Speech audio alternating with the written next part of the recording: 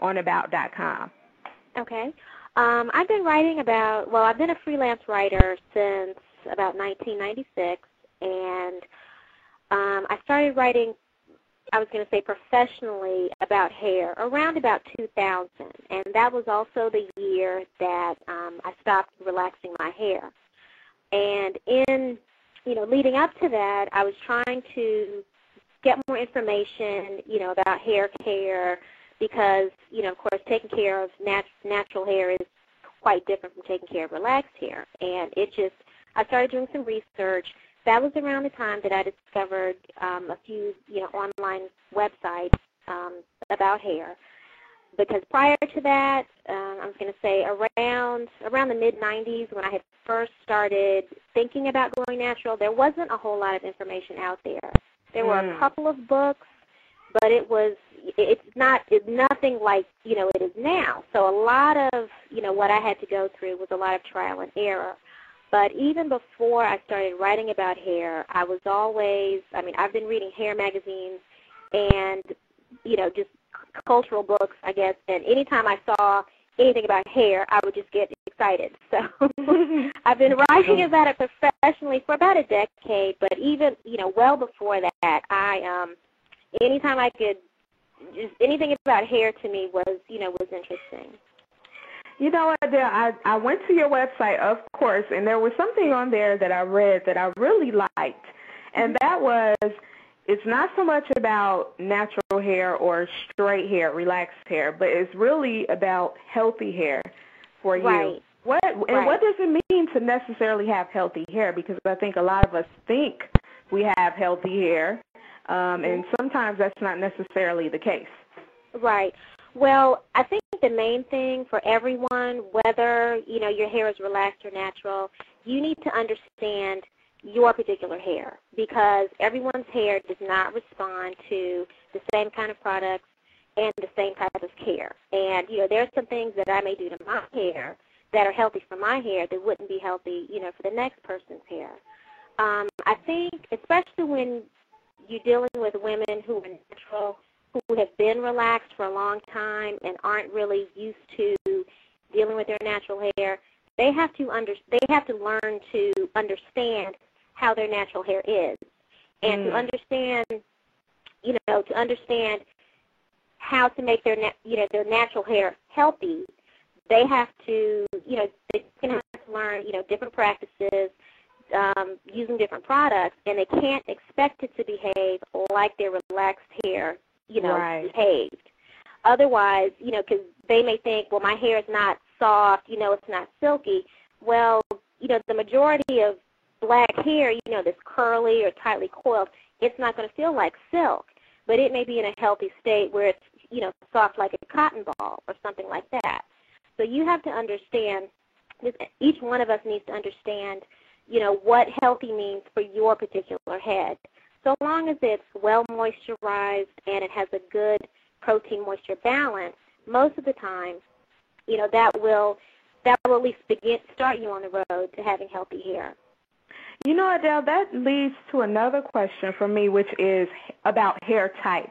In the natural community, and I'm still trying to figure this out myself, how do you figure out what your hair type is? I mean, a lot of people go by the classification system of, 3A, 3B, 3C, 4A, 4B, 4C. But sometimes people find that they have a mixture of textures, which can be really interesting. What do you have to say about that? Well, I think, what Andre Walker did, because that's where all of that came from his book, Let's Talk Hair. It's okay as a starting point, but I really caution, people from getting all caught up in the numbers and the letters. Because say, you're describing your hair, okay, my hair is 3B, or my hair is 4A. Well, the same products do not work for every hair type. Even if, they may look identical, but your hair still may not respond like, the next woman's hair, even if it looks exactly the same. I think it's more important for us to focus on, is my hair coarse or is it fine? Is it thick? Is it thin? Does it respond well to natural oils or doesn't it? It's, you know, it's more important that I think women get on an individual basis with their hair instead of worrying about numbers and letters, simply because everything does not work, you know, the same for everybody. And I think that is just such great advice, because we tend to, well, I'll speak for myself. I'm a natural hair newbie, first of all. Let me state that. I did the big chop back in November, but I have been transitioning for about 6 months. I know, yay. I've been transitioning. Thank you. I had been transitioning for about 6 months before that. Mm-hmm. So, you know, obviously it was a totally different experience once I had, you know, cut off all the relaxed hair. And so I was thinking that, okay, my hair is going to be, you know, thick, coarse, which it is, and I love it that way. But I didn't really know what to do in terms of, you know, how to keep it moisturized, you know, how to take care of it, how often should I trim it, and all of that. So, Dale, share with us some places where women can get information and resources about those types of details on hair care. Okay.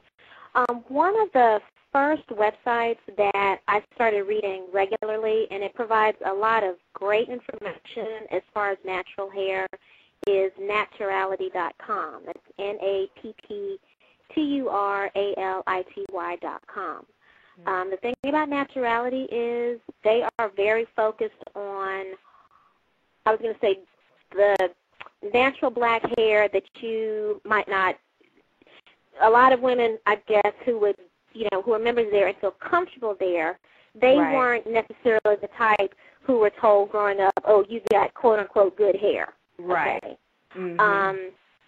They are very, they do caution, you know, the members and, you know, guests that they do not talk about straightening practices. You know, if you're there and you're trying to get information, you're trying to get information on how to take care of your hair in its purely natural state. Now, I don't personally have a problem with people straightening their hair so long as they do it, you know, knowing what the risks are. That's not something I would advise someone to do all the time. You know, if she's, you know, it's like either you're going to be natural and straighten your hair on occasion, but if you're going to straighten your hair all the time, then, you know, to me, that's not exactly being, you know, accepting your natural hair like it is. A book that I read that I really liked is No Lie, and I'm pretty sure that that author is Tulani Kennard. And another book that I read was Let's Talk Hair by Pamela Farrell. And both of those books discussed in detail, you know, the makeup of black hair, and while they may not have necessarily said, you know, you should not relax, relaxers are evil, but they do lay it out. You know, this is what happens when you relax your hair.